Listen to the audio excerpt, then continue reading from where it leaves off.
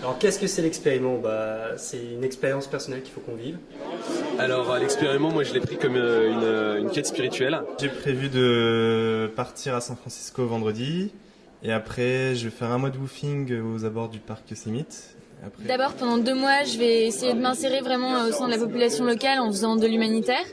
Donc, je vais aider dans une association qui s'occupe d'enfants qui travaillent, en faisant du soutien scolaire, en organisant des activités, du sport.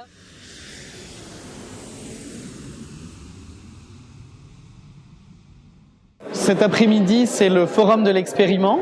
Les 113 reviennent et présentent la grande variété de leurs projets. Je suis arrivé à Quito, donc la capitale de l'Équateur depuis Paris, tout au nord de l'Équateur.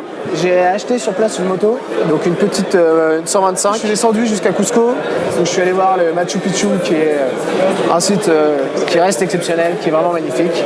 J'ai traversé donc la cordillère des Andes en suivant la route de Guillomé pour arriver à Mendoza. Et puis j'ai fini jusqu'à Ushuaia sur la Terre de Feu, tout en bas de l'Amérique du Sud, après un peu plus de 17 000 km de moto. J'ai fait 4 mois en Inde, surtout dans le sud de l'Inde en fait, au LICET. Donc le LICET, c'est le Loyola Icahn College of Engineering and Technology. Là-bas, j'étais plus ou moins prof, donc donnais la démarche un peu ingénieur là-bas. Alors j'ai alterné woofing et itinérance. Alors j'ai fait plein de travaux divers. J'ai travaillé aussi bien dans des parcs à huîtres que en tant que guide sur un glacier. J'ai également fait de l'escalade. Dans ma réflexion pour l'expériment, je recherchais vraiment la solitude. Et donc du coup, j'ai décidé de faire une semaine vraiment solitaire dans un parc naturel.